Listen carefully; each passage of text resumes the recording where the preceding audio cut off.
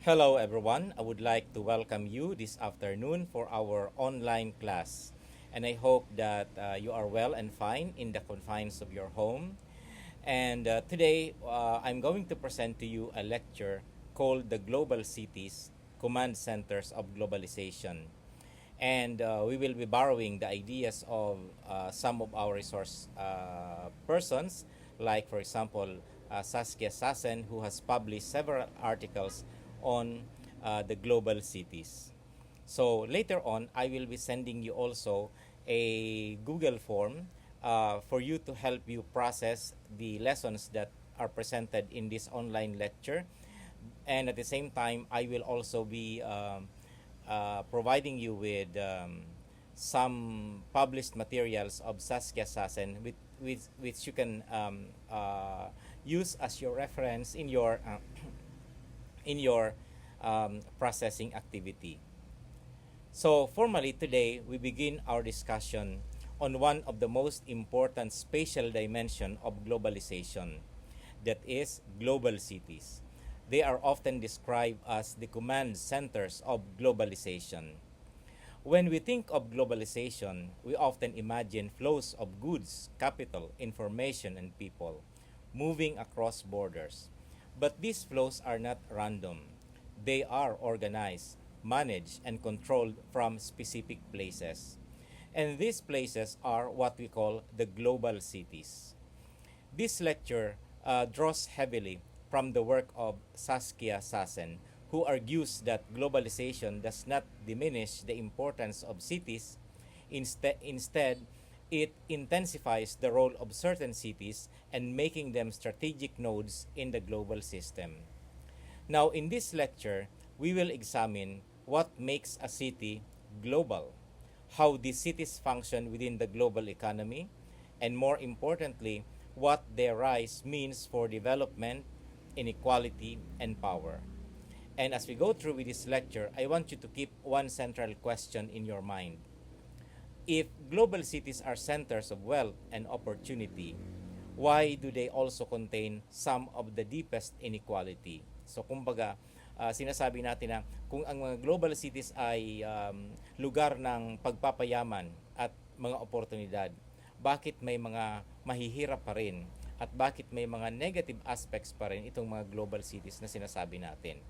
Now, this question will guide our analysis and help us connect the concept of global cities to broader debates in globalization, particularly between the market-driven development and social justice concern. So, let's begin. So, now, before we proceed, let us clarify our learning outcomes for today's session. By the end of this lecture, you are expected to achieve 4 levels of understanding.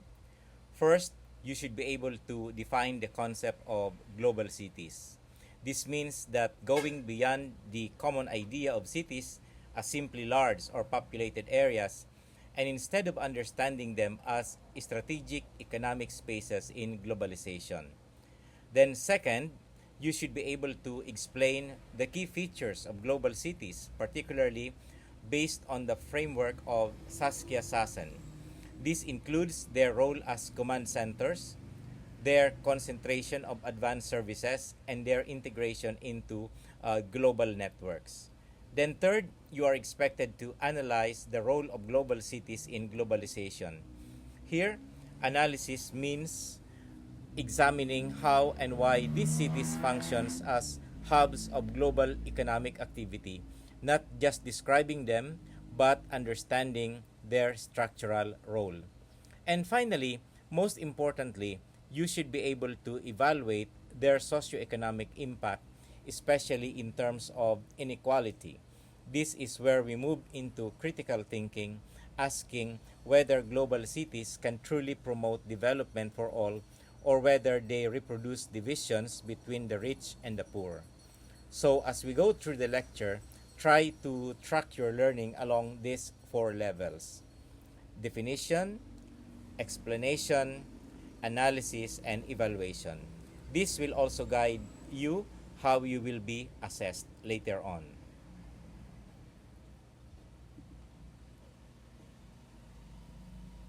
Let me begin with this question. Why do certain cities become more powerful than entire countries? At first glance, this may seem exaggerated. After all, countries have governments, they have armies, they have sovereignty. Now, cities, on the other hand, are just part of these countries. But if we look more closely at today's global economy, we begin to see a different reality. There are cities like, for example, New York, London, and Tokyo, whose economic influence, their financial power, and global connectivity exceed that of many entire nations. Decisions made in these cities can shape global markets, influence international policies, and affect millions of lives across the world. So the question is not just rhetorical, it is analytical. What gives these cities such power? Is it their wealth, their concentration of corporation, their control over information and finance, or their position within the global networks? These questions pushes us to rethink how power operates in globalization. It suggests that power is no longer located only in nation states but also in strategic urban centers.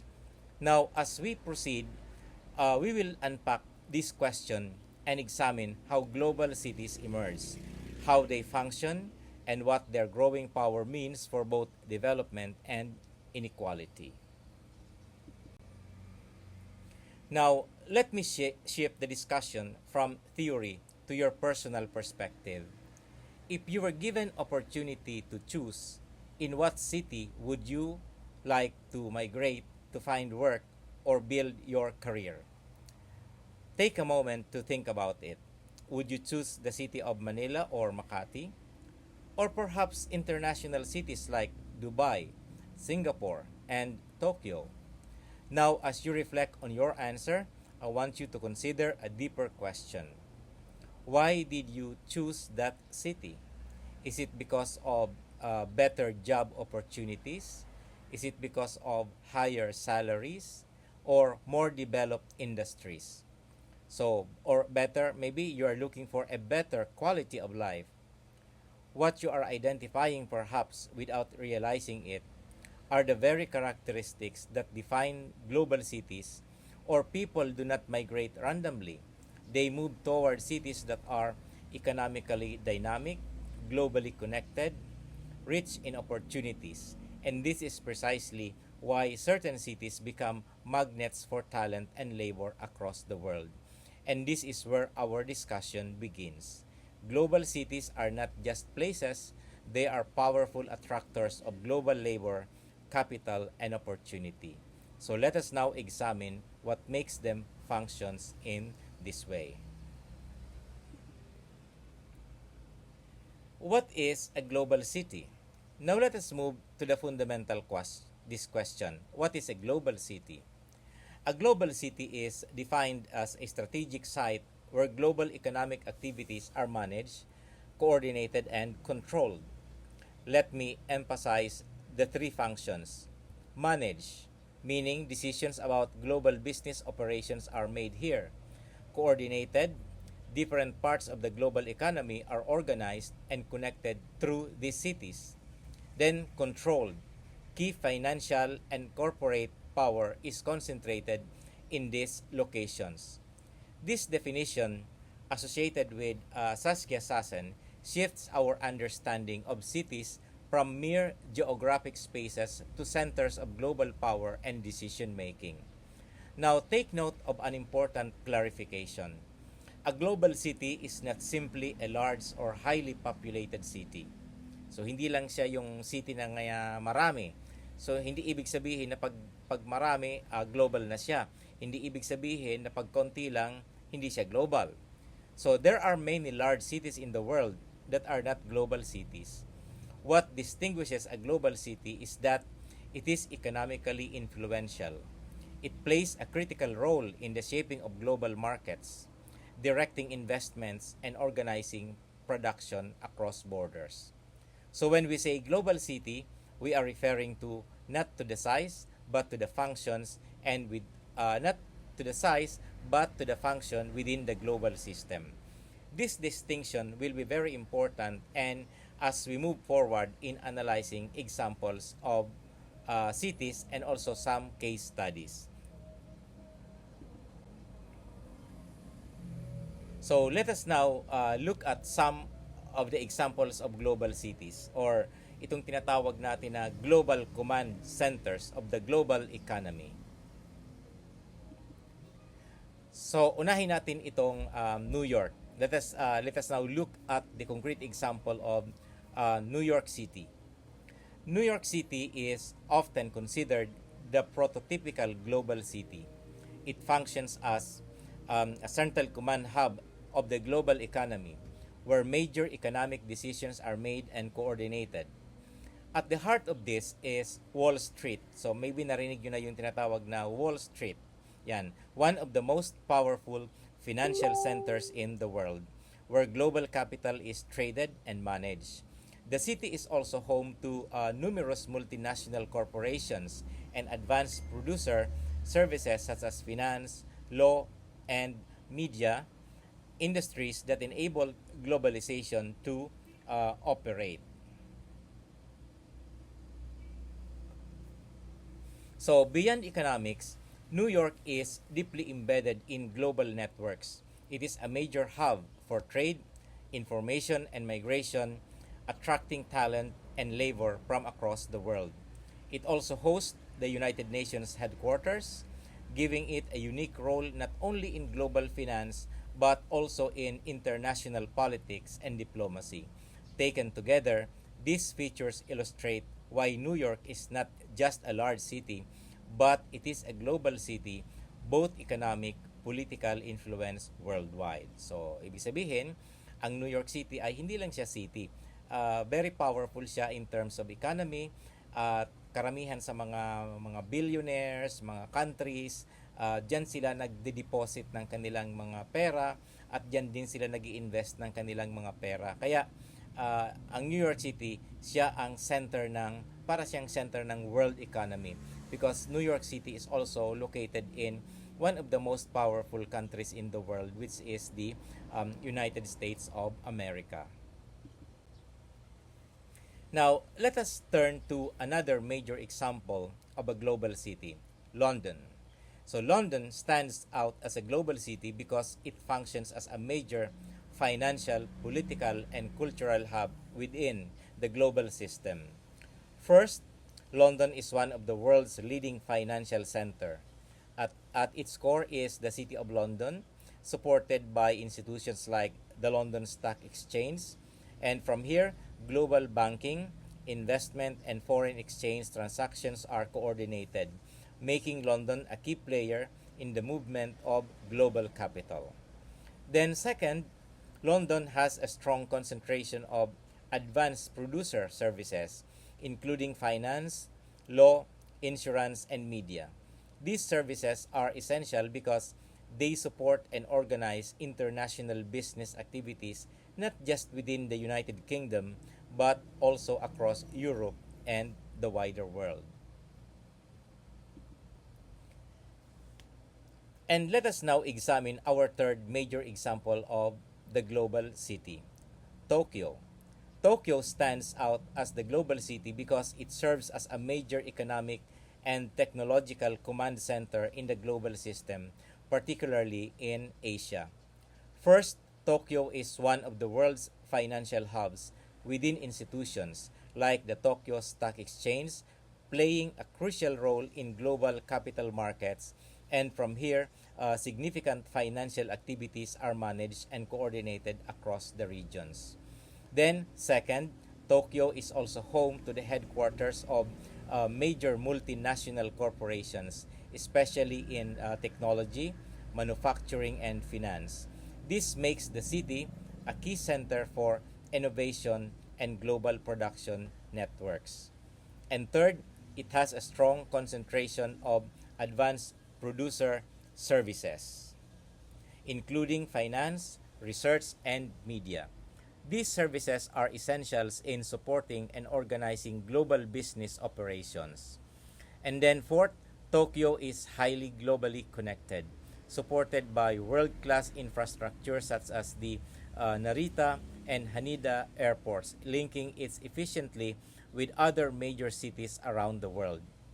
And finally, Tokyo exerts strong cultural and technological influence, shaping global trends in media, fashion, and innovation.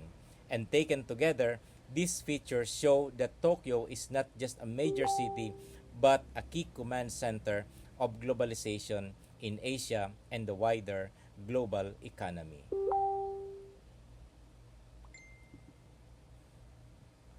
Now that we have defined what a global city is, let us examine its key characteristics. There are four core features that distinguishes global cities from other urban areas. So tandaan natin ito ha.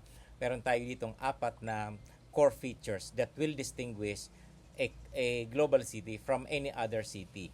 So kailangan ang isang lugar bago mo siya matawag na global city, kailangan meron siyang ganitong mga characteristics.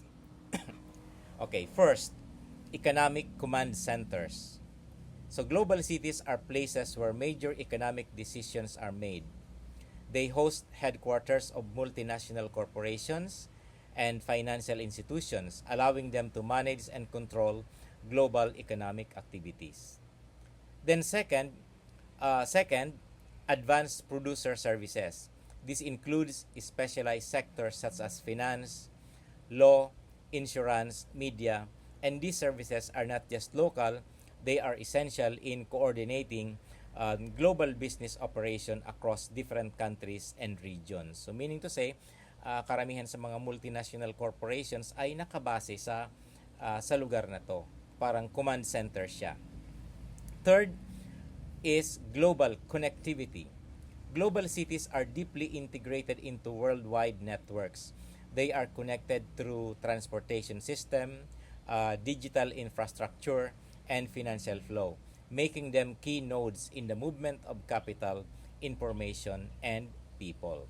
So kaya paano mo ma-judge ang isang city kung global siya? Una sa airport pa lang makikita mo na siya.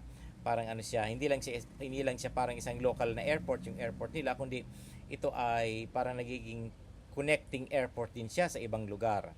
Okay.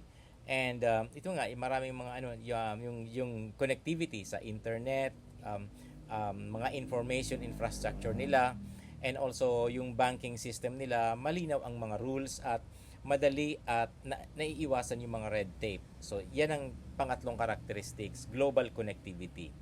Then, finally, yung pang-apat na characteristic is social polarization. Kumbaga, ito na yung parang hindi magandang pakinggan, social polarization. This is a critical and often overlooked characteristic. While global cities generate wealth and opportunities, they also produce sharp inequalities with highly paid professionals on one hand and low-wage service worker on the other. So, ito yung mga example nito. Halimbawa, pag pumunta ka sa Middle East, pumunta ka sa mga global cities doon, like for example sa Dubai, for example, karamihan ng mga talented, mga professional, highly paid na mga expatriates are doon nagtatrabaho. Pero aside from that, marami ring mga non-skilled workers, yung mga domestic helpers, yung mga iba-ibang klase ng mga non-skilled na work na mababa ang bayad, nandoon din. And you know what I mean. So, taken together, these characteristics show that global cities are not just centers of growth, but they are also sites of power, coordination, and inequality within the global system. So, let us discuss. In the next slide, I'm going to discuss each of these four. Yan, unahin natin itong Let's go to the first one. Let us now examine the first key characteristics of the global city. Economic command centers. Global cities are not just places where economic activity happens. They are also places where the global economy is directed, controlled. First, these cities host the headquarters of multinational corporations. This means that strategic decisions about production, investment, and expansion are made in this location, even if the actual operations are spread across different countries And second, they are also home to major financial markets and stock exchanges. These institutions regulate and facilitate the flow of capital across the world. In other words, money moves globally, but it is often managed and traded within these cities. Then third, global cities functions as decision-making hubs. Policies, policies, corporate strategies and financial decisions that affect entire regions or even the global economy are formulated here. And this leads to an important point. Control over global capital across happens in these cities. This is what gives global city their immense power. They do not just participate in the global economy, they shape and they control it.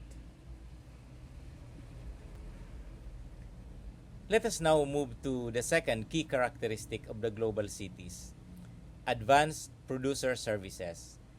Global cities specialize in high level knowledge intensive services such as finance, legal services, accounting, and information technology and media. These are not ordinary services, they are what we call producer services. Services that support other businesses rather than directly serving consumers. For example, financial institutions provide capital and investment strategies. Legal firms, for example, handle international regulations and contracts. Accounting services, on the other hand, ensure compliance across different countries. When we talk about IT, technology, and media, managed information communication and global coordinations are also included here. What is important to understand is this: that these services do not just operate within one country. They function across the borders. They help multinational corporations manage their operations in different parts of the world. This is why we say these services enable globalization itself. Without these specialized services, global trade, international investment, and transnational production would be extremely difficult to organize. So global cities are not just centers of activity, they are service hubs that make globalization possible. So in other words, di ba pag ikaw ay nag-export, nagbi-business, pumapasok ka sa iba-ibang country. Ang iba-ibang country ay may mga regulations yan. There are things that you need to comply. So, kung ikaw ay negosyante, kailangan mo ang services na ito. So, saan ka pupunta? Pupunta ka doon sa mga legal firms or accounting firms na nakabase sa mga global cities na to. Halimbawa sa Singapore, sa Tokyo. So, magbabayad ka para tulungan kanilang ma-facilitate ang takbo ng iyong negosyo. So, yan ang ibig sabihin natin ng pangalawang characteristics. Now, let us look at the third key characteristics of global cities, that is global connectivity. Global cities are not just isolated spaces. They are deeply integrated into the global networks that allow the movement of goods, capital, information, and people. First, they are supported by major airports and seaports. These infrastructures connect the city physically to other parts of the world, facilitating international trade and travel. Second, they rely on advanced digital infrastructure. This includes communication systems, data networks, and information technologies that enable real coordination of global activities. Third, they are embedded in financial networks through banking system, stock exchanges, and investment channels. Global cities are linked to the global flow of capital, and the key idea is this: that global cities functions as nodes in the global flow. This means that they are points where global movements converge, are processed, and then redistributed. Whether it is money, information, or people, this flow pass through global cities. So global cities are not just locations, they are critical junctions in the global system, enabling and sustaining globalization.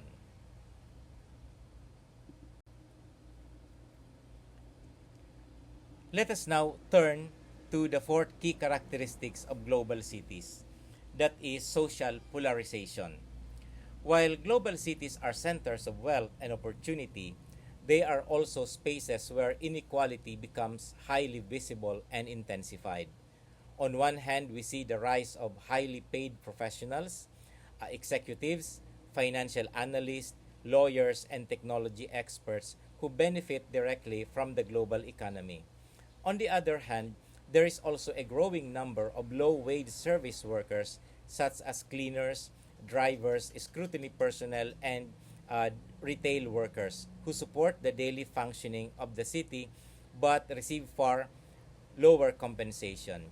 What is important to understand is that both groups are essential to the global city, and yet they experience vastly different living conditions, and thus the result is very clear: widening inequality within city.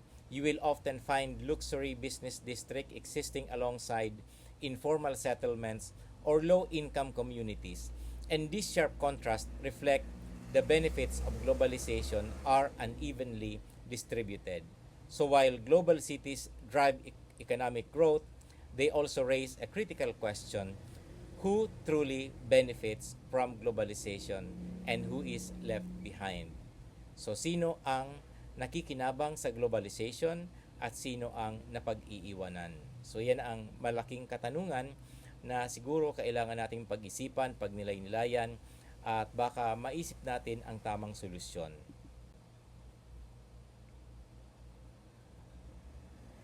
At this point, let us clarify an important idea about globalization.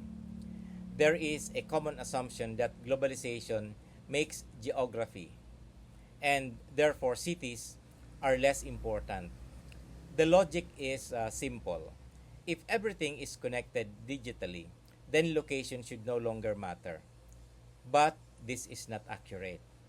Globalization does not make cities irrelevant. In fact, as Saskia Sassen argues, globalization actually makes some cities more important than ever. Why?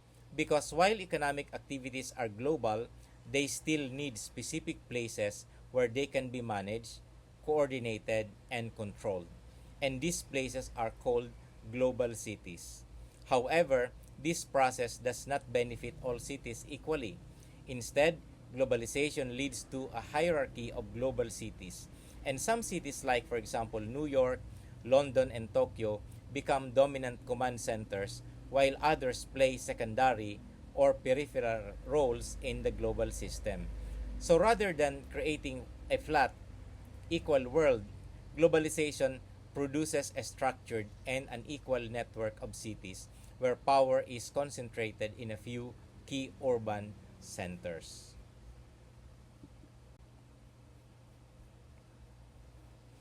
Now that we understand that globalization creates differences among cities, let us look at the idea of a global city hierarchy.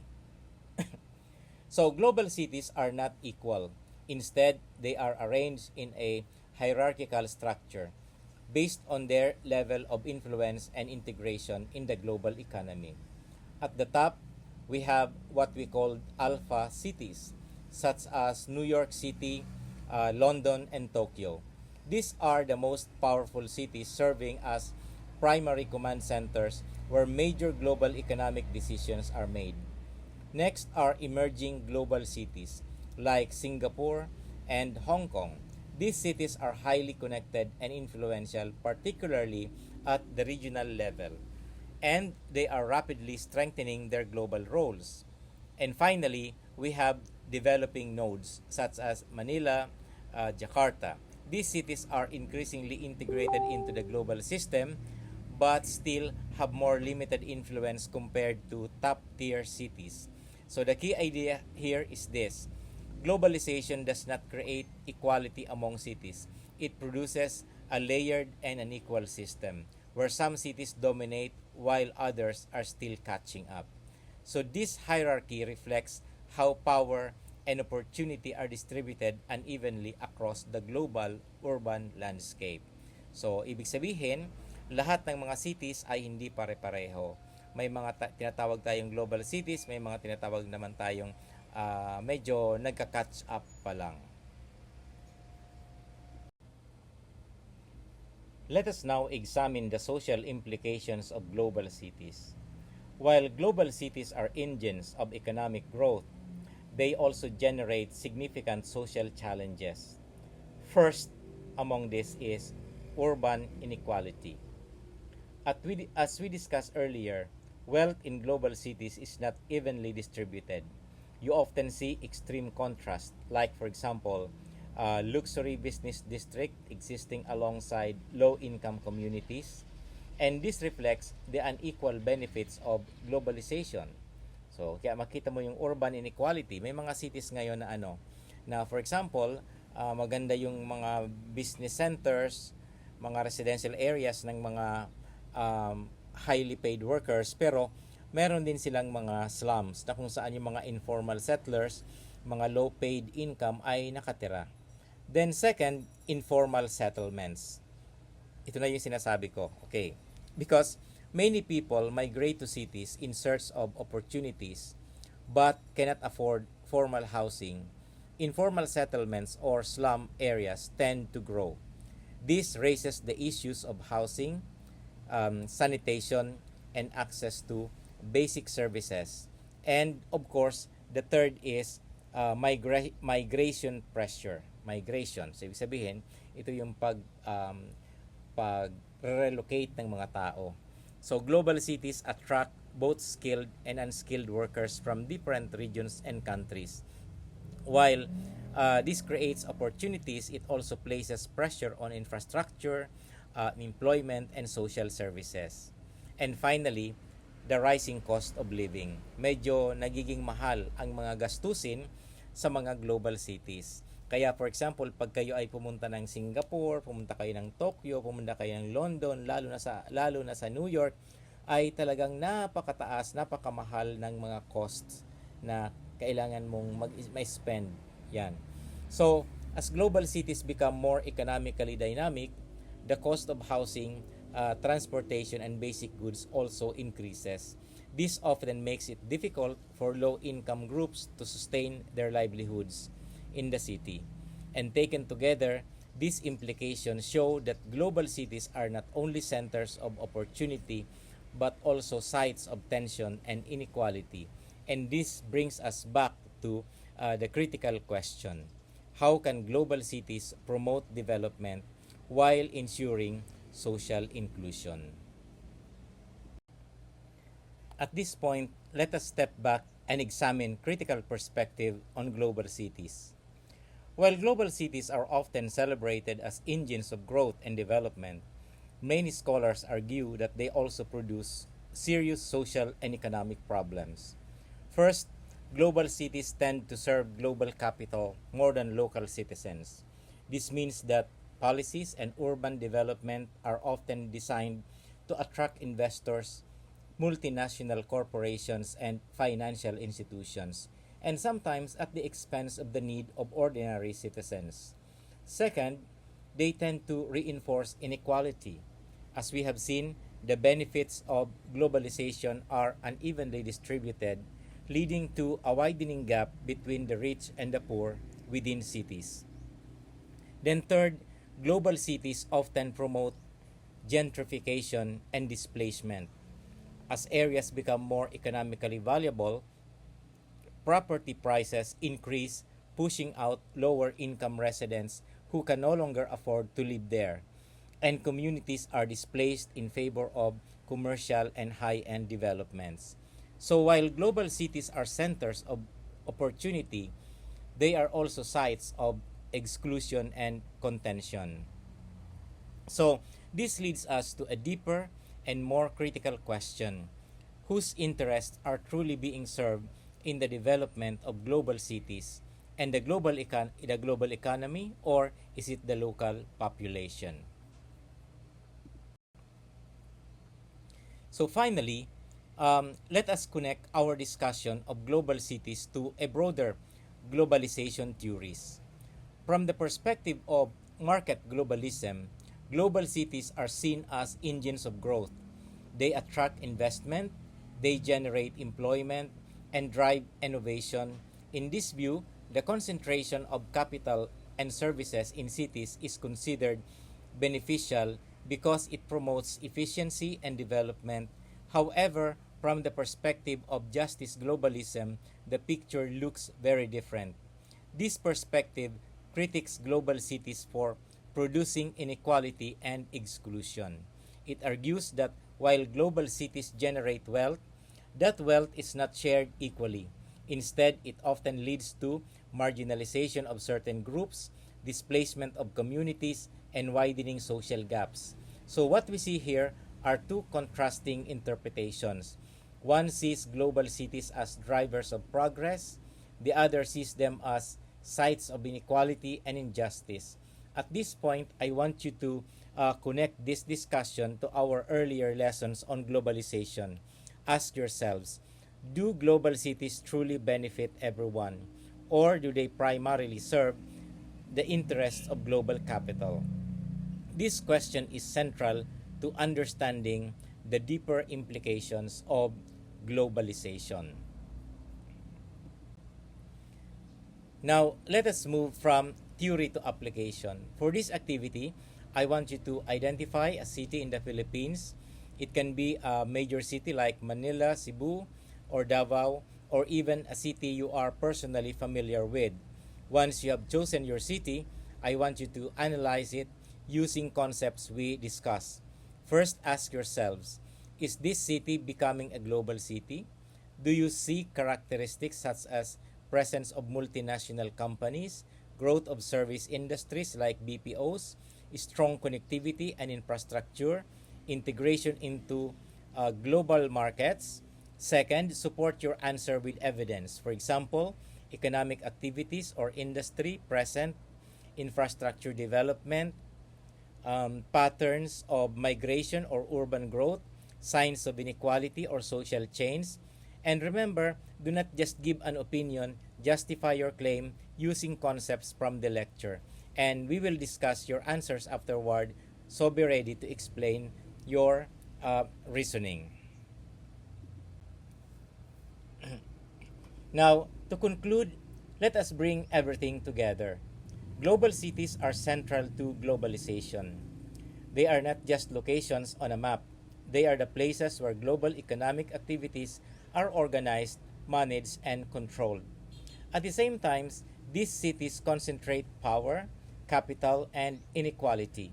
They generate wealth and opportunity, but they also reveal the uneven distribution of these benefits within society. Most importantly, by studying global cities, we begin to see the real dynamics of the global system: who holds the power, how resources are distributed, and how globalization actually operates in everyday life. So, understanding global cities is not just about understanding urban development, it is about understanding globalization itself. So, thank you very much, my friend, for listening to this lecture. Later on, please find the link to the Google form that I will be sending to you and try to process the learnings that you get from this lecture through that Google form. And there will also be several papers that I'm going to assign to you to read, or probably you can use them as your reference to further understand the concepts that we have brought in this lecture.